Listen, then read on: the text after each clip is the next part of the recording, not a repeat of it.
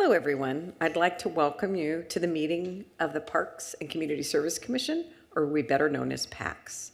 And I'd like to take, at this point, I'd like to take this opportunity to explain how the meetings are run and the times for members of the public to provide their comment.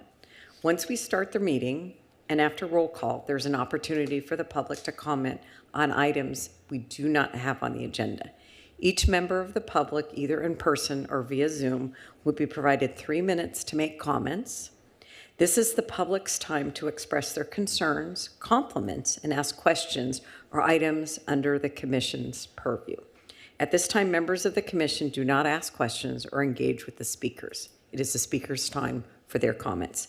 However, during Commissioners' comments, they may respond to your questions or comments. Also, if you would like staff to follow up with you, please complete a speaker's card with your contact information.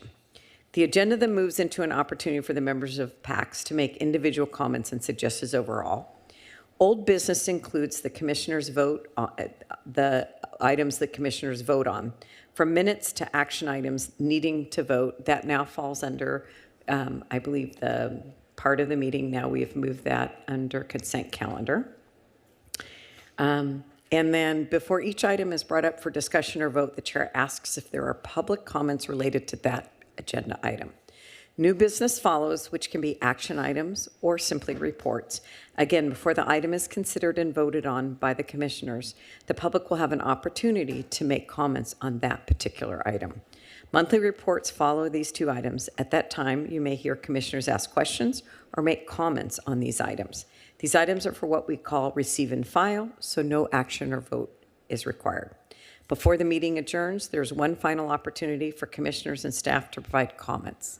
And with that, what I'm going to do is I will ask, as I've called the meeting to order, and if we can please have the Pledge of Allegiance led by Commissioner Ledger. Everybody please stand. Place your right hand over your heart. Ready, begin. I pledge allegiance to the flag of the United States of America and to the republic for which it stands, one nation, under God, indivisible, with liberty and justice for all. At this time, if we can have roll call, please. Let the record reflect that all commissioners are present except for Commissioner Wright. Thank you.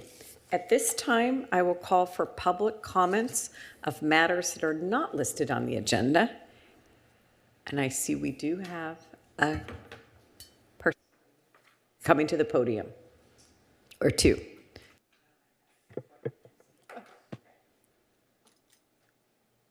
Time's not running yet.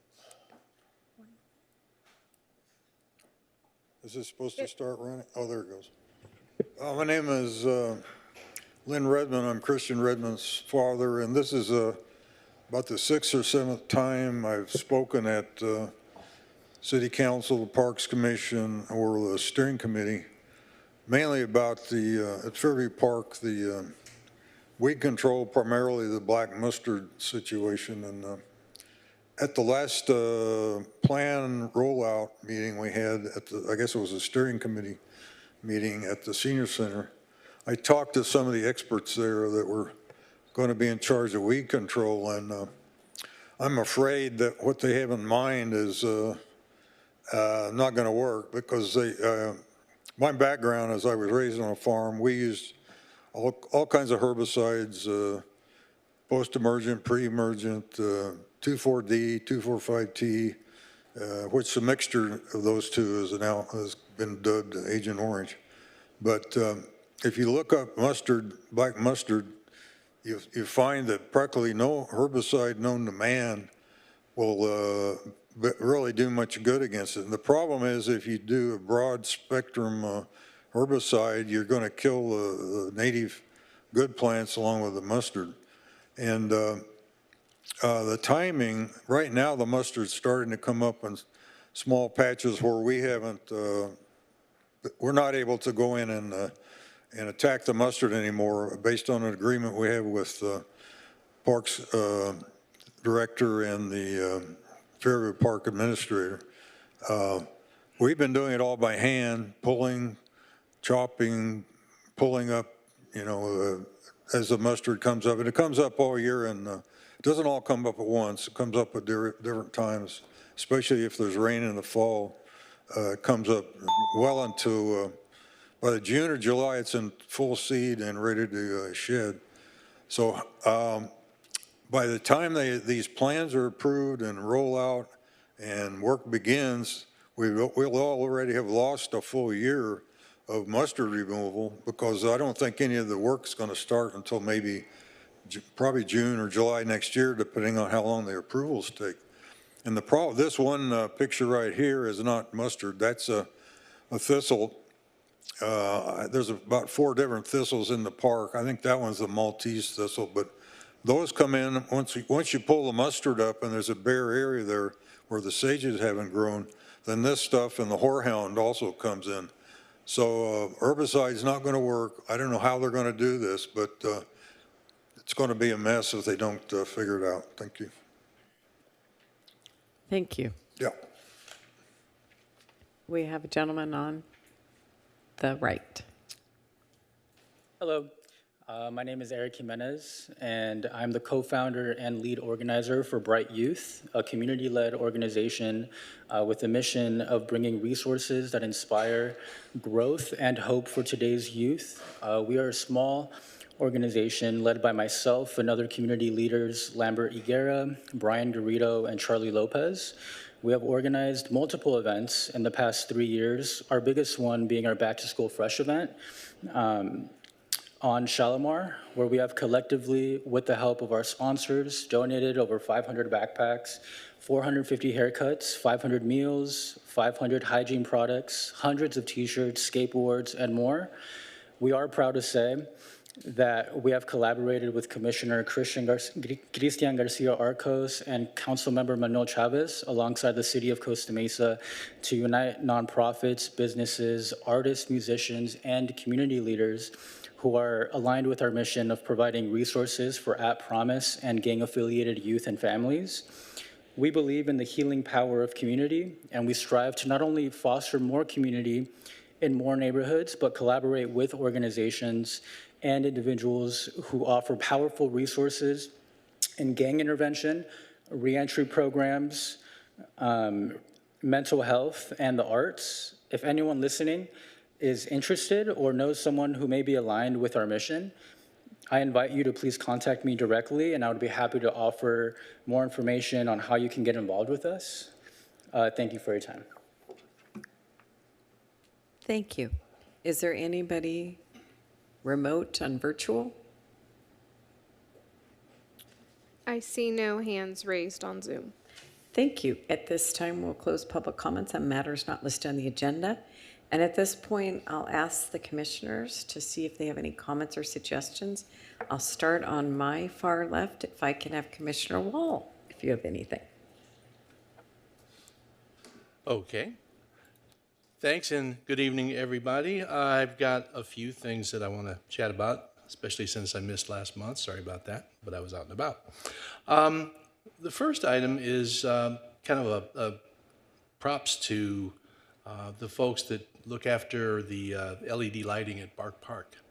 There were some upgrades and they were actually cited on one of the city Facebook pages, and I just wanted to really give kudos to everybody that was taking care of that, because it really elevates the level of lighting in there. And of course, we know that security is becoming a bigger and bigger thing, so anything we can do to bring more illumination to our parks and elevate the level of safety is going to be a big deal, so thanks for that. The other thing, ironically involving Bark Park, and Rob Ryan will know about this one, is the beetle infestation that was cited, and he may have that in some later comments, but I just wanted to put that out there, mostly to figure out what the final disposition was on that. The next one is community gardens. This is one that's kind of near and dear to my heart, and something that caught my attention as I was looking at director reports from one month to the next is that the wait list for the Del Mar Community Gardens went from 129, which is big, to 131. Hamilton is holding steady at 33 waitlisted. Now, with a wait list that big, you could almost imagine that we'll start dying before we can satisfy that wait list. And so here's something that's been on my mind, and I've driven up through the property a couple of times, and I said, you got this big monstrous place called Fairview Development Center with all kinds of plans in work for this. And I just wondered, just to throw it out there for consideration, wouldn't it be really neat if we could cut a big swath of property out there somewhere at FDC, and I'm sure we could probably find it, where we could accommodate those 162 people total on the wait list? Would that be a big deal? That would be a big deal. And when I look at those numbers, and you can look at those people in the face and say, you don't have a chance of getting a shot at this. And I just would like to see if, as we're moving forward with FDC, that we can't find some way of allocating some space and just plunking a big old community garden right down there. Because number one, it would satisfy one of the other objectives of community gardens, and that's to put them in places where you have non-homeowners, apartment dwellers or renters or something that wouldn't necessarily have room or space on their property to put something like that. So they could plant herbs or tomatoes or fruits and vegetables or whatever. This would be a neat way to do that. So anyway, that's going to be a recommendation to do that. Lastly, no, I'm going to withhold that last one because I'm sure that's going to come up later. So that's it for now. Thank you. Thank you, Commissioner. And I'll move to Commissioner Ledger. So I am still new, so forgive me for not knowing this, but since the black mustard in Fairview Park is wild and invasive, but it is completely edible, would people be allowed to harvest it? I don't know if you can answer that now or not, if that's, because that might be a good way to control it, is letting people like promote it as healthy. I don't know. I used to make mustard, and actually mustard greens are good too. Thank you. Good question. So I'm going to go down to my far right and Commissioner Glab. Just wanted to invite the commissioners, staff, and director to the Costa Mesa High School football game tomorrow night versus Savannah High School at 7 p.m. down here at our stadium. And if you shoot me an email, I'll get you on the VIP list with a guest. I extended that invitation to the city council, so I wanted to share it with you as well. So that's all. Thank you. And then if next is Commissioner Garcia Arcos. Good evening, everybody. Thanks for having me here, and thank you all for coming. I just got back from the Sequoias about 3 days ago and finalized our experiment, our research for this year, and it's been amazing to reconnect with the land and de-stress and forget about different problems that we have. So it would be nice to bring some of that knowledge and implement it in Costa Mesa. We had the opportunity to work with world leading scientists that are also advocating for this. If you want to know more about this organization, it's called Ancient Forest Society. You can look them up. They're a nonprofit. I also wanted to thank Eric for coming out. We've been working together for the past 3 years or so, and so I really appreciate the work that him and his team have been doing. It's really encouraging to know that there's people out there that really care about the youth, especially because we grew up in the same area with similar problems. And so I encourage, if anybody wants to reach out to him, if he can provide his email or phone number, if he's okay with that, that'd be great.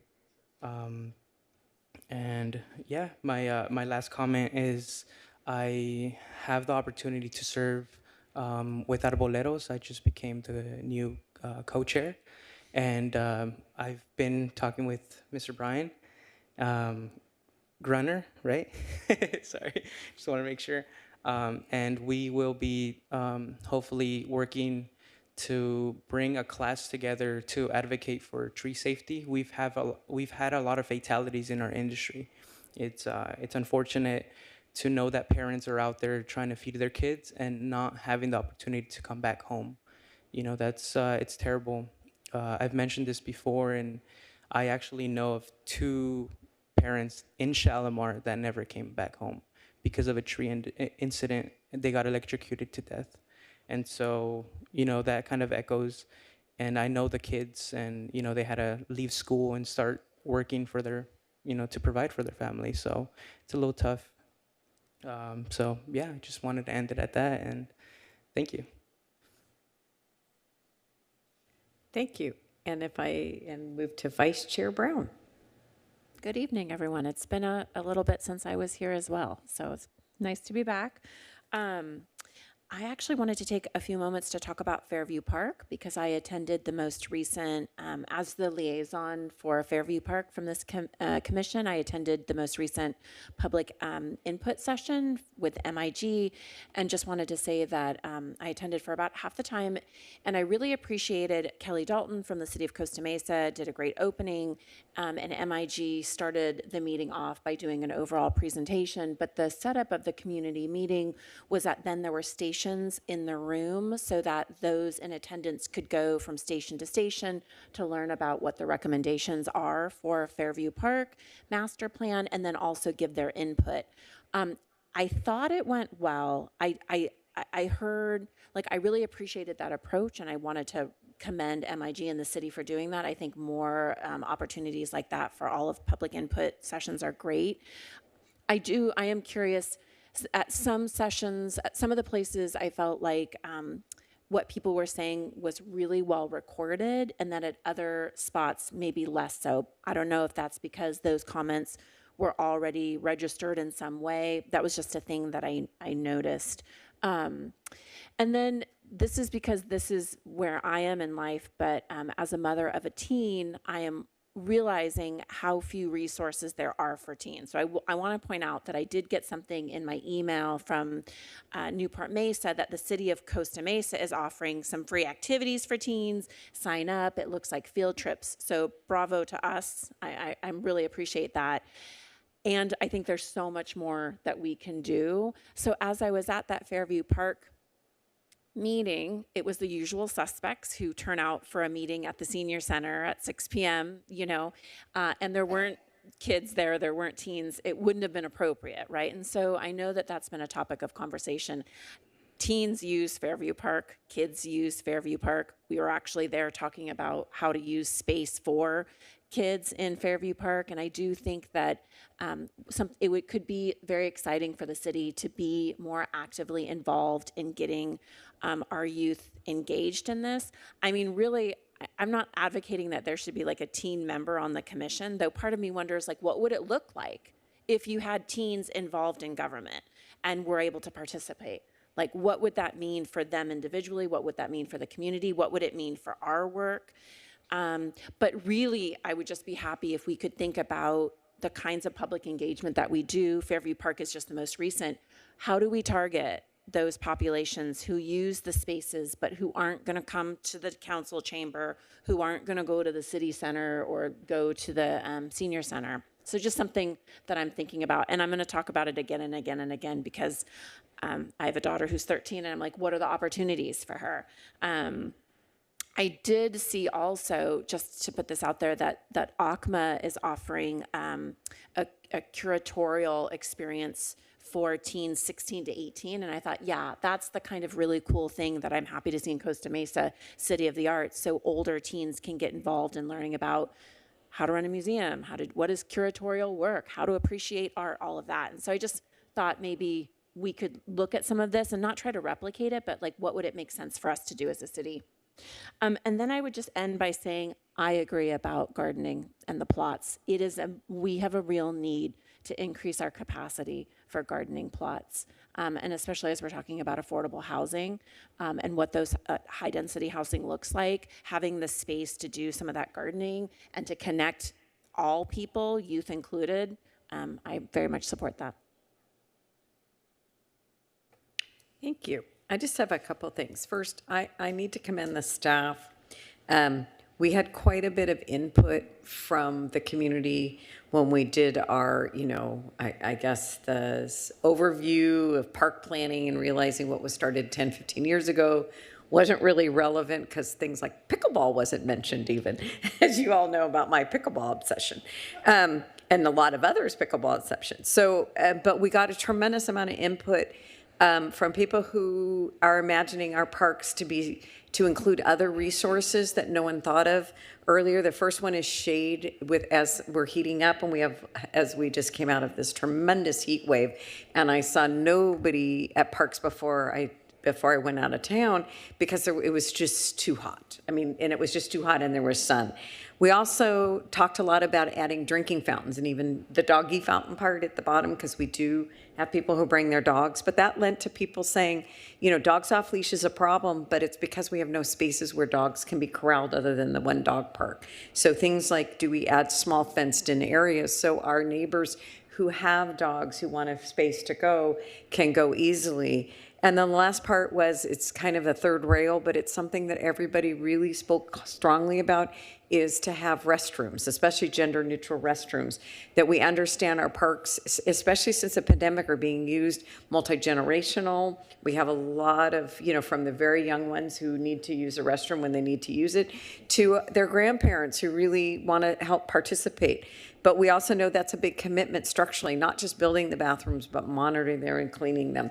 So I just want to commend, because the staff did move forward, because I followed up with some city council members, and they did say that those comments were shared and it's put on the docket. So now it's up to us and all of our community members who brought up these great ideas to continue to push for what they need. So I needed to say that. The other part is, one of the areas is in my community is Harper Park.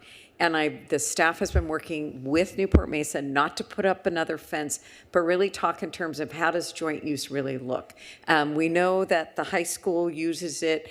I think there's girls flag football now starting, and so there's just not enough space at the high school. And I remember when lacrosse started, when my kids were young, they were using that space and girls were doing field hockey. But at the same time, to be safe for the students, it's really a neighborhood park. So I really appreciate the staff has been working and digging in with Newport Mesa. There's no fencing, there's some signage up to explain. So that's really important for our neighbors to know Harper Park is available. But it's also, we have to recognize during the school day that they do have access. It's being used by the district for various activities that's related to Newport Harbor High School. The other one I have to give huge kudos. So in my neighborhood around the corner is Kaiser. And it's always been very dangerous for the kids, starting when my kids long ago, there was not enough space for bikes. And we're trying to encourage bikeability, walkability. And with very short time, the staff had a meeting. They listened because the original plan was to take away parking everywhere. The community went, are you nuts? They came up with a much better plan. And on the first day of school, and the first time I can remember, I had so many of my neighbors biking to school with their kids, whether it was in buckets in front or their kids were in the back. I actually could pull out of my little cul-de-sac because so many people were biking and walking. So I just need to do kudos that, and then they also made sure the crossing part in front of the school, which was so dangerous, is now fully active. So that's a big kudo of having a meeting, listening to what it is, the community. You had the community who attends the school and who work at the school, and then you had the surrounding neighbors who recognized the original plan was not workable. And I'm just really proud, and I know we're headed in that direction to put information out that leads me to Bentwood Park. And I know it's part of the CIP right now. And I know right now on the docket is supposed to be to get in the fall to get input. So I'm hoping that happens to keep on schedule, because I know it's supposed to be the next summer of 2025 and there's some infrastructure. So I'm just going to keep an eye on that. And I know it's part of what we received as a report. And the last park is, I do know our tennis center is also looking at pickleballs, to understand who's using the tennis center, what are neighbors, what are people from out of the community, and how much, because it's lit, it's not near, parts of the tennis center is not next to where people live, because it is loud at pickleball, I have to say, much louder than tennis. But I just really want to commend the new people, the tennis and our staff. They're listening, because every tennis court can be turned into 2 pickleball, and it has lights, which is really critical. So I kudos, everything's moving forward. There's a lot happening. and just the staff's doing a great job, and also appreciate their listening and understanding how much community input matters, and making sure the input matters to the point where some things change and some things are explained, but everyone comes together for a win. I mean, I have to tell you that Kaiser bikeability is huge. It's been going on for 25 years. It's been a mess. So many kids have been hit. So thank you. With that, that's the end of my commissioner comments. At this time, we do have 2 items on the consent calendar. We have the minutes and the department report. So how consent works is, unless somebody wants to pull off one of those 2 items, I'll ask for a motion to pass the consent calendar as is, and a second. Anything to pull off? Okay, can I get a motion? So moved. Okay. And then do I get a second? And I know it's the buttons. Are the buttons working? Yes. Okay, so if you want to push, You okay. may vote on your dais. And then now if you want to vote, yes, no, or abstain. It's working. Motion carries 6-0. Great, thank you. And at this time, we'll move to monthly reports, the Parks and Community Services Director's update. Thank you, Madam Chair, and welcome everybody to tonight's PACS meeting. I do have an update that I want to share with you. I do have a quick presentation.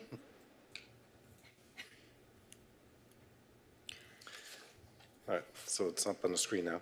How do I do this? There we go. Okay, sorry, I got a little clicker here I'm trying to figure out. Fast. And yeah, a little too fast, I think. Here we go.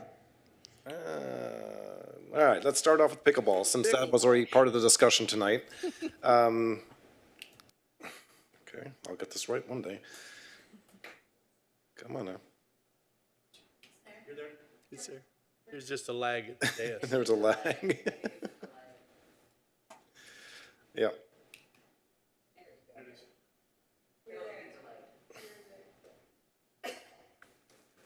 Here it goes. There we go. Okay, I'm just gonna put this thing down. All right.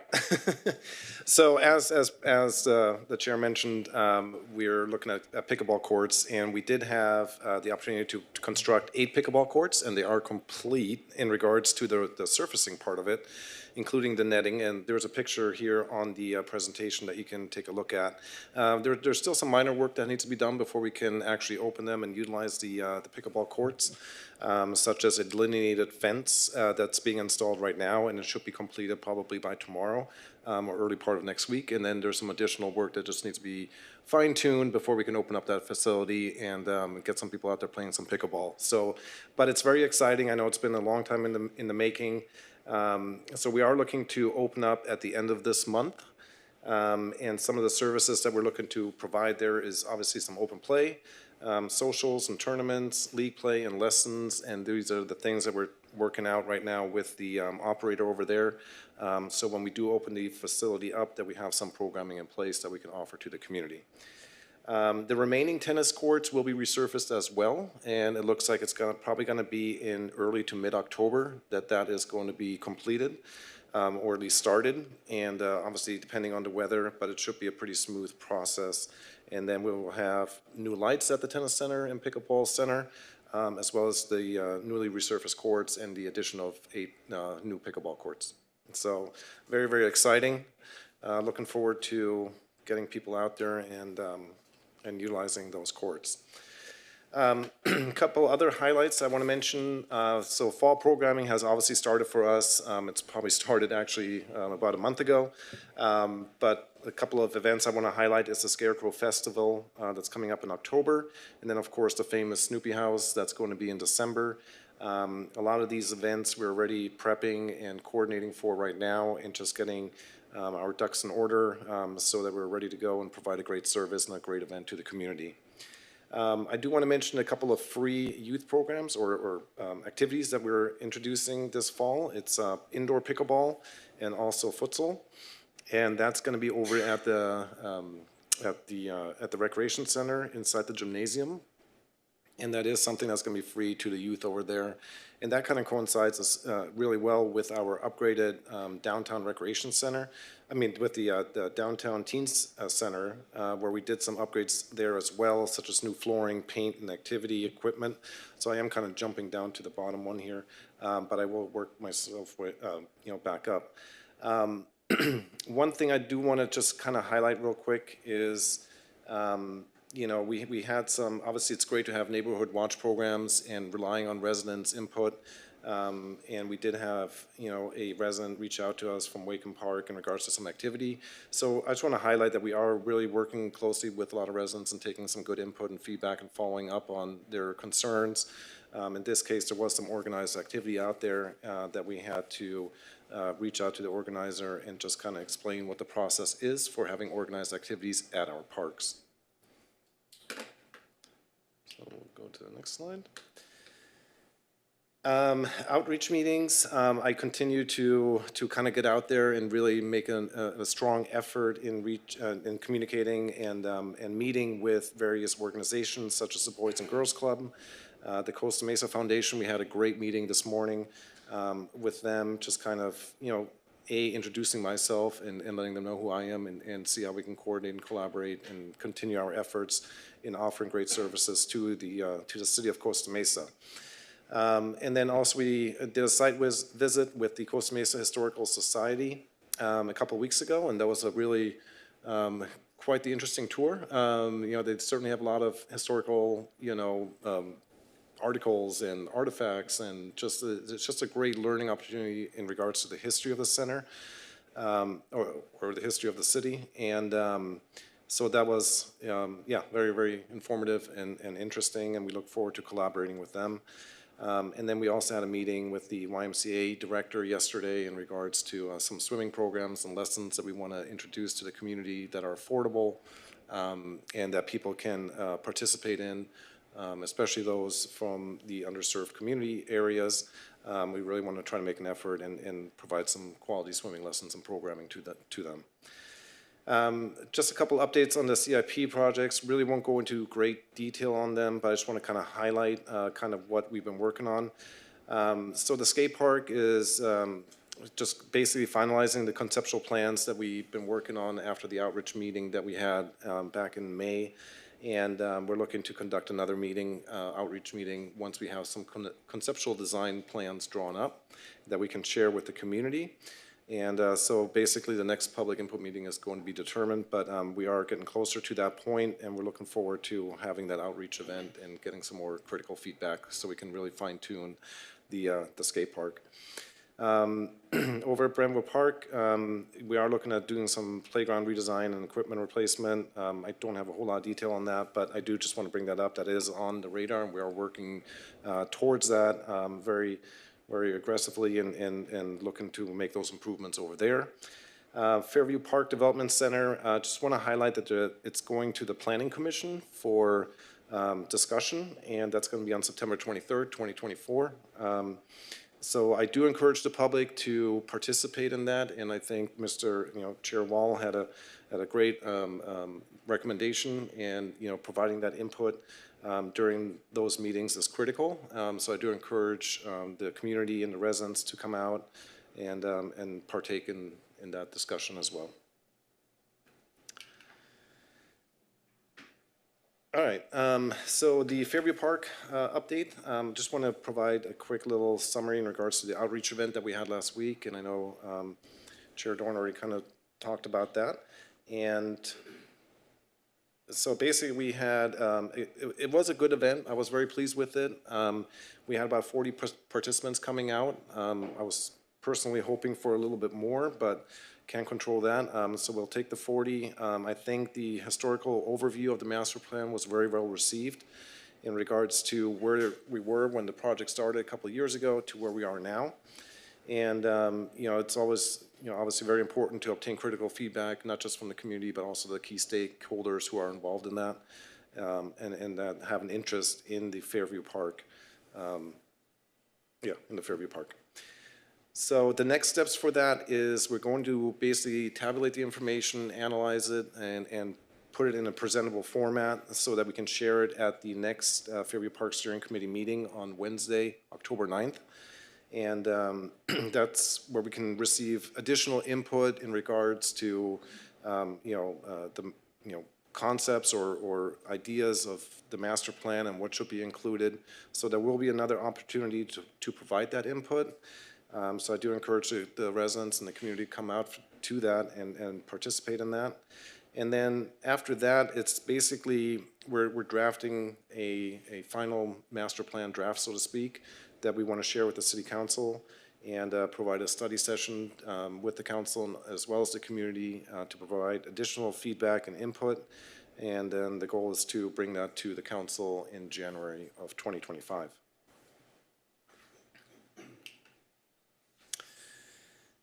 Just a couple of things I want to highlight. So at the last PAX meeting, I mentioned that we're doing some internal departmental training, and it's going to be kicking off on Monday, September 16th. So that's going to be a focus group study session, which we're really excited about. Again, I'm not going to go too much into detail, but I do want to share that with the commission. And then also want to really highlight, and this is going to be a staple for me, I'm always going to mention the senior social services program that we have over at the senior center. I think it's just very, very important for that information to get out, that there is help available for seniors who are either lonely or they need advice, assistance with finding resources and information. So we are going to be obviously providing that to them, and I want to make sure I make an effort to really highlight that as well at this meeting here. So if you need more information, you can certainly call the Senior Center at any time, and we'll provide and assist with whatever the needs are. And then upcoming programs and events, we do have Art Venture coming up on this Saturday is going to be the kickoff, September 14th at 11 a.m. at Norma Herzog. We're going to display the various art exhibitions there from the various artists. So hopefully the community can have an opportunity to come out, partake in that as well. It's a great event.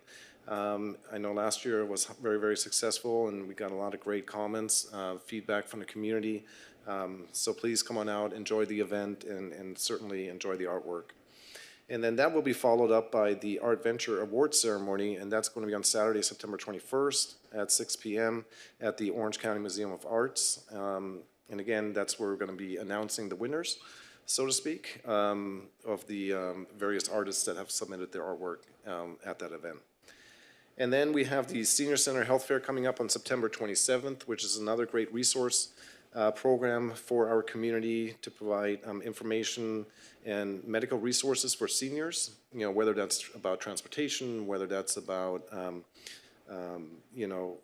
assistance in regards to various services such as taxes or, medical services. So there's a lot of great resources that will be available to the community, and it is free.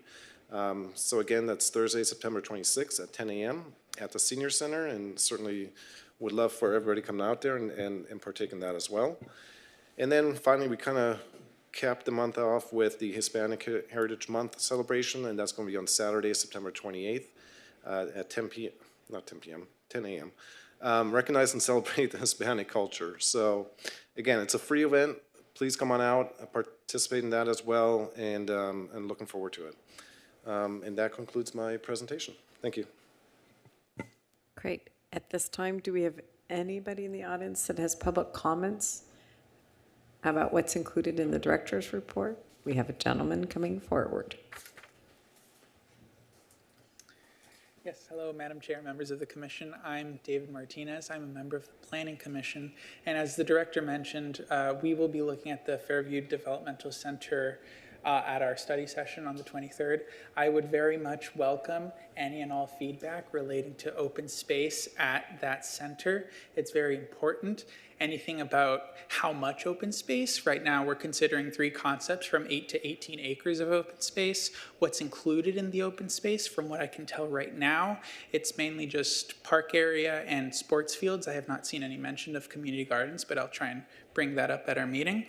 And also just access to open space in general, how people access the open space within the site, but also away from the site. Fairview Park, for example, how are people in that site going to get to there? So I would very much ask for your feedback. Please do email us, meet with us, whatever, so that we can hear anything about open space.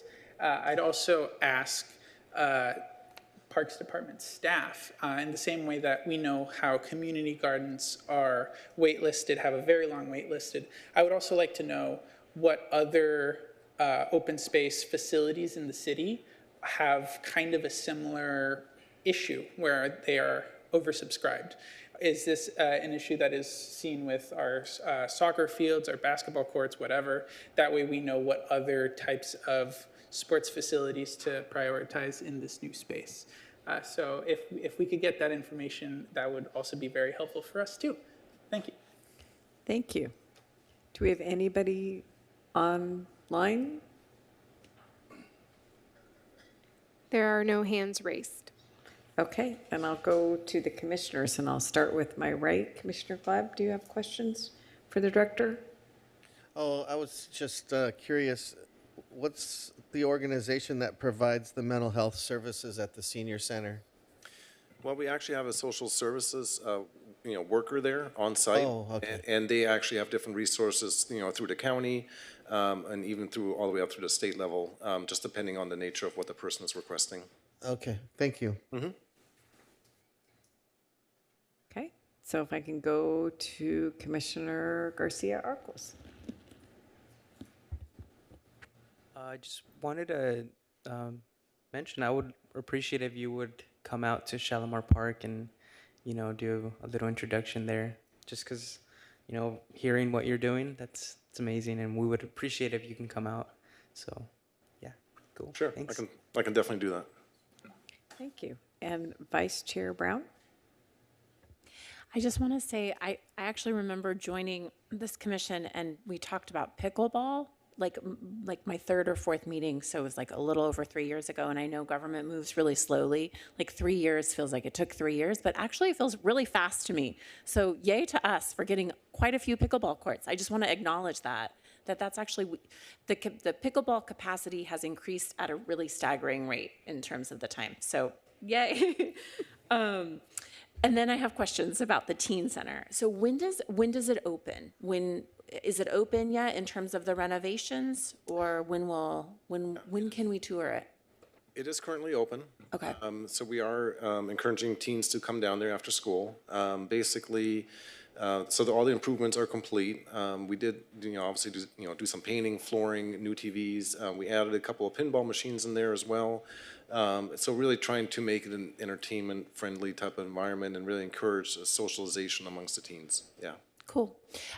One question, and it's not a gotcha question, but I do want to know what the input, like how were teens involved in, how did you solicit teens, if you did, to get their input as to what the design looked like? And I'd be curious to know, are there areas where you wish you'd done something a little bit different? So that's one question. And then my second question is, so what's the public outreach going to look like for our teen population with this new teen center? Like, how are we letting people know? How are we getting our teens there?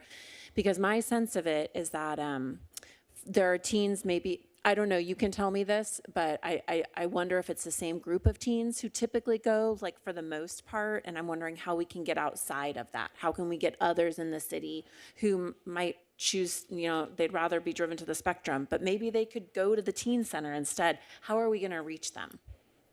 Yeah, so we actually did some, we're working actually with the school districts directly and trying to work with the whether that's the junior high or the high schools, and really getting the information out and highlighting the changes to the teen center and encouraging and kind of promoting. So they're basically helping us promote the teen center to get the information out directly to the teens, through the schools directly. I just want to add that we got permission from the local high schools to be on campus during the school day. And so we just had, I think, our first one last week during the second week, I think, of school.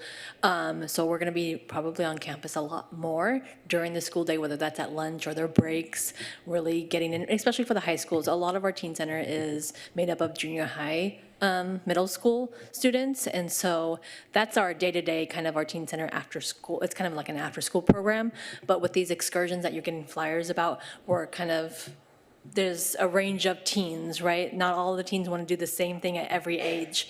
So we're looking at some new aspects of what kind of programming. And so going out into the schools while they're at school is our first big step, because working with those principals was a huge step for us. Because you can't avoid it when we're out there right in the middle of the day. So the excursions, we're trying to gear them more towards fun things that older teens might want to do in addition to younger teens, and doing general. So the teen division, you look at it as a teen center, is free, come whenever you want after school. We provide transportation from Ensign and Newport Harbor, free of charge to our teen center. And then these excursions are separate entities, so you don't have to be part of a teen center to come on an excursion. So we're just ramping up. This summer, our teen camp was filled, the first time in many years since before COVID, that kids came to a teen camp all summer. And in addition, that a collaboration, I would say, between Fairview Park is that we're going to have a citywide teen service project where they go out to Fairview Park and they do restoration and do as a service project, and it's going to be offered citywide. So it's going to serve dual purpose. We're getting that kind of teen service project, but we're also going to try to collect input on the master plan from the teens that we haven't been getting at some of these outreach. So kind of that collaboration, hopefully the two birds kind of slogan. So Is that new? I haven't heard about that. yes, so we'll be advertising that soon. Okay, We, that's great. we are in the process, because we already work with Save Our Youth, the Soy students, and they come out on the coastal corridor restoration days. Okay. And so they do that. So we've been meeting with Save Our Youth a lot too, because they serve a certain demographic of students in that area as well. So we've had quite a few meetings with them as well. So we're just trying to collaborate citywide on where should we get these teens from and how do we get them involved in everything, so. That's great to hear. One follow-up question. Curious about the buses, so it sounds like Newport and Ensign, but not Costa Mesa Middle School or High School in terms of the bus to the city center or to the teen center? Right now, it's a transportation, because that teen center serves primarily Ensign students. We used to have a teen center, so right now we have a teen center at Tewinkle Middle School as well. So our downtown recreation center is our city-owned teen center, right? But we have a classroom portable at Tewinkle Middle School, so a lot of those teens that go to that center come straight out of school and go into our portable, and we provide a lot of the same fun activities. We used to have a center at Costa Mesa Middle, and we're gonna work towards getting that center open as well. Okay. So steps, so we're getting there into increasing. We used to have a very robust teen programming and recreation for teens pre-COVID. And so now we've got some more funding and more budget, and so now we're slowly but surely trying to grab some of those teens back. That would be great. And that's something that I think I know for myself, but I'm sure others, we would love to get some teens involved in helping craft what the plan could be to get teen input, so that as you're developing those centers, other teens who you might not have captured yet could weigh in. One thing I'll share is that, so I'm that parent, I spend a lot of time on my butt in a chair reading email for my job. And so I read all of the communications that the school sends, and they send too many, but I read them all. And so that's the only way I knew about those excursions, is that it was buried in an email after reading a lot, and then it was an attachment. Just throwing that out there, just as a heads up. So as you're thinking about other ways to I'll be curious to know, maybe those excursions will be so well attended you don't need to get it out anymore. But I had to work to get it. So a couple of different ways. We're working on a email blast through our registration software. So that way we can put you on different subscription lists. But in addition to that, we usually highlight some of these things in our city snapshot, and that's the citywide email that goes out. Also, a big one that has up to date, up to the minute updates and things, is follow our social media. I know that's kind of a tried and true method, and everybody's gonna push it, but literally, because that's the quickest way we get information to you, is to follow CM Recreation, not the city's Instagram. I mean, follow the city's Instagram as well, but follow our recreation Instagram, which is CM Recreation, and you see all of our flyers and all of our information specific to what we're doing. So you'll see stuff like, we have the Scarecrow Festival coming up in October, but we're gonna have a teen-specific day where teens can come out and make their own scarecrow and then kind of go through a little haunt, kind of a little bit after dark type of, because that's more that what they want to see. So our teen programming is gearing up, and that's just with we were staffing up on our teen center staff. So the more staff that we've had, it all trickles back to when we had that hiring problem and we couldn't, we were trying to fix salaries and everything. So we fixed salaries, we're hiring, and now we have a really solid teen staff, and we're continuing to build that. Okay, I'll move to Commissioner Ledger. It's funny, I was going to suggest the Teens Volunteer in Fairview Park, so you took that from me.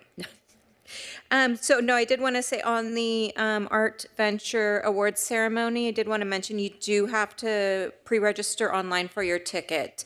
Because I did not hear that mentioned, and I don't want anyone to miss it because I'm actually really looking forward to it. I love ACMA. For the Teen Center, I used to have a family member I would visit out of town when I was a teen, and there was a teen center there. And one thing they did that I absolutely loved because it made me feel so grown up was they would have, on Friday nights, they'd have dances, but not like a high school dance would be, but more like a club you would go to in your early 20s, but without the alcohol. And then separated, so it'd be like 13, 14, one Friday, next Friday, 15, 16 to keep it appropriate. But anyway, so just an idea because that always, like I said, it made me feel grown up, but it keeps you out of trouble still. That's great. And Commissioner Wall. I'm good. Oh, good. So the question I had about the teen center, because I know there was a lot of thought put into it, and now it's open, is what's kind of the number you're hoping to have drop in? It's like a drop in, and it's a kind of a safe space for preteens and teens, I'm assuming, and to be able to engage with each other and not on their phones and their social, and their computers. Honestly, I would like to get back to what we were pre-COVID at one point, I think maybe 2018, 19. The numbers I was told that we've had anywhere from 90 to 100 kids on a day, and that just really depends. Obviously, as times change, technology changes, what kids want to do changes every second of the day.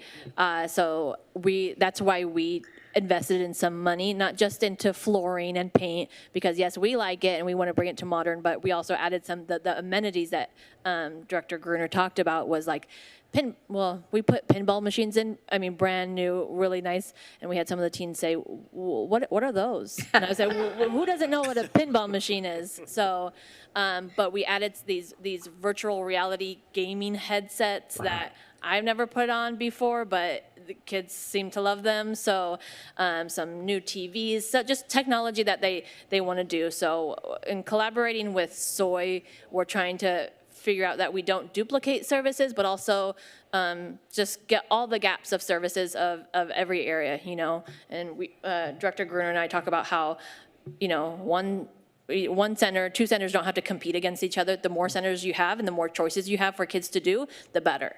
So we're just trying to look and hit all the avenues of just front load them with as many options as they can, and hopefully they pick one. That's great. I have an old lady question. What's Fatsu? Wasn't that one there what you put in? Help me here. Futsal? Futsal. Yeah, so basically it's like a mini soccer. It's basically a mini version of soccer, basically. So is it where they play that's not on a board game? It's actually they play inside. So it's actually physical. There is a court that's set up in regards to the soccer and so forth, and there's 2 goals, just like soccer would have. Just like soccer. It's just a mini version of soccer, basically. Okay, thank you. I'm sorry? Scale to according to regular size field? Scale down? Yeah, it is smaller, so it's a much faster, quick, version of soccer, basically. So. All right. At this point, if there's no more questions, thank you, Director Gruner. Thank you. And we'll move we're old business, we have none, so let's move to new business. We do have on there replacement of exercise equipment at Wimbledon. park. So we'll go ahead, and I don't know, Rob, if you're the one providing. Perfect, thank you. I am. Thank you. Just getting set up. Thank you. Good evening. Just want to, for informational purposes, make you aware of an upcoming maintenance project we have coming up at Wimbledon Park. Before I delve into that one, in maintenance, I mean, I think you're familiar with, we mow the lawns, we trim things, we we edge, we clean up things. More often than not, you're more likely to notice when we haven't been there than when we've been there. But I want to highlight some of the projects that some of the things that we do that you still may or may not notice, but we have staff out at our playgrounds, and quite often they are replacing different components. As you're aware, we have a number of aging playgrounds, and so to keep those refreshed and usable and safe, staff from time to time will replace elements, individual elements of those playgrounds, whether it be a whole slide, some handles, different things that are out in the playground that you may not see. One of the ones I want to take just a moment to highlight was a recent project at Geisler Park, and this was in our City Hall snapshot that was done last month by our park maintenance team, and with some cleaning help from the graffiti team. The top is a before picture of the playground equipment at Geisler, and the below is an after. So the team worked really hard to refresh the playground there. Many of the faded and sun-baked and graffiti components were refurbished by a process of applying high heat with a heat gun, and then sanding and polishing to restore the original color.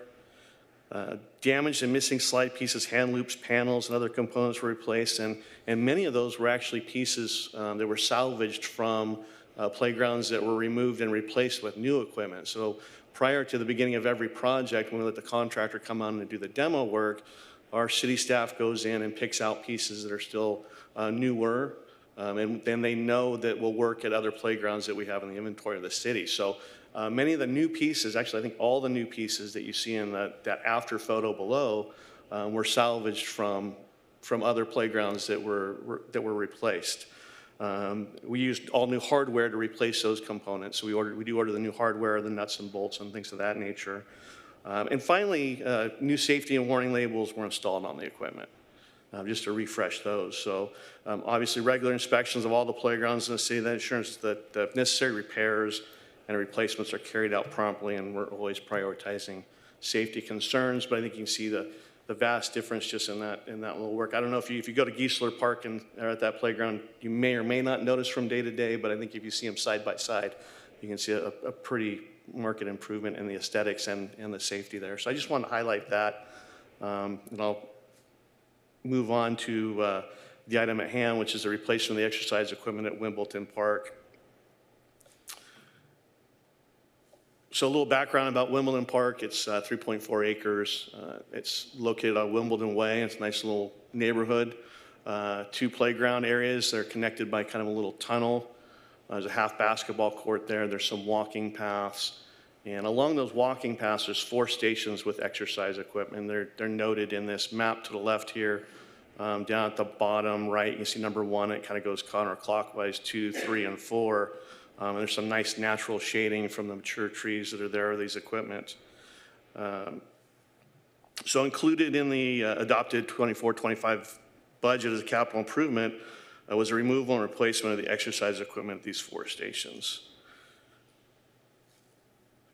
So this is station number 1. As you can see, the existing equipment, which is heavily used, it's in need of a lot of repair, constant repair and maintenance. You can see the wear patterns and some of the material kind of rubbing off. We do receive, it is heavily used. Anytime there's an issue or a squeaky component out there, we do receive calls from the residents. They're very attached to this equipment. And so they're in constant contact with our maintenance team. This is station 3. Again, you can see the foot pedals with some heavy wear there. We're at station 2. Several pieces of the equipment have deteriorated to the extent that removal was required. So there's a missing piece here that is no longer in place. We just finally had to remove it. These components, I think it was put in place in 2008. They're not manufactured in this fashion anymore. The replacement parts are not available. So we replace things as we can, as they're available. I think recently we went through and had to replace all the informational signs or actually refoot them if the footing broke loose to replace those. But and here's Station 4, and right now we have, I think this is like a kind of cross-country ski apparatus that is broken and currently taped off. So obviously, again, in need of repair. And that lack of available replacement parts meant that we had to completely replace the equipment in order to keep these amenities open. So with that, staff solicited a design quote for the replacement pieces that are in kind, and they stay within the existing footprint of each station. The new equipment will match exactly the existing equipment. The residents there are very, very happy and pleased with what they have there. They're used to their routines and what they go from station to station. If there's one that's not functioning, it throws them off a little bit. So it will match with one exception. We did receive two options. One option was just replace in kind, like for like. The second option included two ADA accessible stations. And so we felt that was an important element to add in. It didn't take away from any of the existing pieces, but it added that extra component at two stations. So those were the two options I think you saw. You may have seen in one of the attachments that it was option 2, and that included the ADA options that staff elected to go with. So this is Station 1. A nice picture of it in its actual kind of formed into its location where it currently is. We'll get new signage, QR codes for those who are a little bit more tech savvy that can scan it. And I don't know if I would know what to do at some of those machines, so that would probably be very helpful for me. There's signs there to explain it as well. But I think those QR codes have videos that will show you actually someone working out on those. Just an example of Station 2.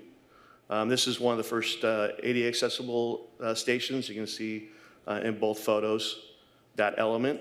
Again, the same element on the other side. And there's Station 3 with the second ADA element there.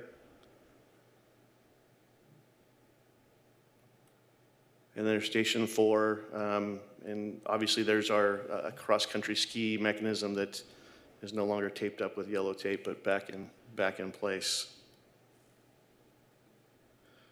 So again, the funding is included in the fiscal year 24-25 budget. The cost for the equipment will be approximately $64,000, and a separate agreement will be executed for the installation. I believe the total cost will be just under $100,000, or right around $100,000 for the installation and the equipment. So that concludes my presentation. I'd be happy to answer any questions you may have. Thank you. Go back.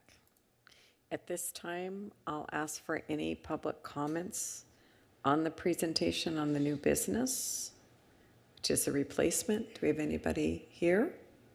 Do we have anybody online? No? Okay, so I'll ask commissioners, do you have any questions? Yes, Vice Chair. Just out of curiosity, how many people use this? Do you have any sense of that? You know, it'd be totally anecdotal. When I've been out there, there's groups out there that are using it. For us in maintenance, we're usually out between certain hours, and not always when people are out there using it. Oftentimes, we find the number of users we find that out when we actually shut something down, and then we get the calls. That's the best indication is when something's broken. And we do get quite a few calls when we have some pieces that are broken or missing out of this. But I without being out there on a regular basis and doing a count, I couldn't answer. It's funny because I have some friends living there and they love this. I mean, this was back, I don't know when it was originally installed. This was a big deal to put these outdoor exercise equipment, I think in the 80s. And most kind of went by the wayside, but some reason the people live there and they love that park. I mean, it's just such a centerpiece of them. But it's all anecdotal, but the people I know that live there, they use it and then their kids use it. It's like an outdoor gym is what they said. And I have to say it's wonderful that we have recognized the component to have ADA because that as some are, let's just say, aging a little bit and they need a little bit more help in making sure the equipment matches with their needs, and then also just welcoming those that are not as in physical issues that really they need the ADA compliance. So that was really important to do. So thank you. But mine's all anecdotal, just by everyone saying, I can't believe we still get these outdoor pieces of equipment because it's been pulled out of so many other spaces that don't use them. Yeah, it is an older group typically that I've observed being out there, and it's also part of a social component for that group that I've noticed, that they're out there exercising and talking and getting together, so, yeah. Outdoor gym is what they call it, their outdoor gym. Anybody else have any questions? Yeah. Go ahead. Hey, so Mr. Ryan, what do we need to do to get the teeter-totter, the monkey bars, and the merry-go-round back into the parks? Yeah. I was in Iowa with my son, and I saw all three at a park, and I said, we're getting out and playing. So, yeah, I miss those days. So that's a debate that Yeah. Ms. Villasenor and I have on a regular basis. There we go. Yes, they had that one too. When I was back in Ireland, there was a large metal slide that was down the slope, completely in the sun, just Yeah, Ireland's a little bit and we survived. more tempered, but yeah. Yeah, we did. Newport used to have the funnest slide in the neighborhood. It's on Bayside Drive, and there's a park, Goldenrod Park. They literally had a stainless steel slide going up to the top of the cliff, down and around, and we flew off. So it disappeared after about 2 years. I think there were too many broken bones at that point, but we sure loved it. Anybody else have any questions? Okay, at this point, that it is a recommendation to move forward to, I think, the city council, or because it's for approval for the replacement, or is that part of city council? It's just informational. The Okay. replacement's already been approved in the budget. This was just informational to make you aware of what's happening in one of the local Okay, parks. so this is not, we don't have to take a vote. This is just a receive and file and Yes. ask questions. Yes. Okay, that's great. At this point in the agenda, we have any additional commissioner questions or staff comments? Yes. Sorry, I just forgot to say before, I am really happy to hear there's going to be pickleball lessons because I have no clue anything about pickleball and I'm starting to feel left out.